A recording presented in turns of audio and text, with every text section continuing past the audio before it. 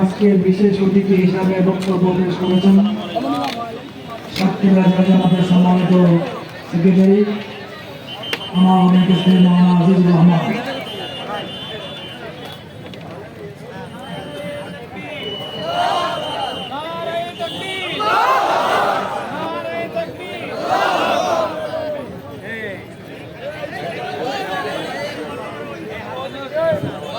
নারায়ে তাকবীর।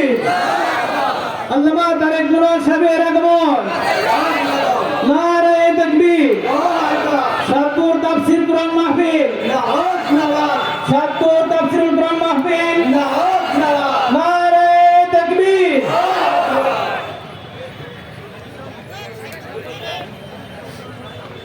সাবেক এমপি জনাব শাহাদাত হোসেন সাহেবের সুযোগ্য পুত্র,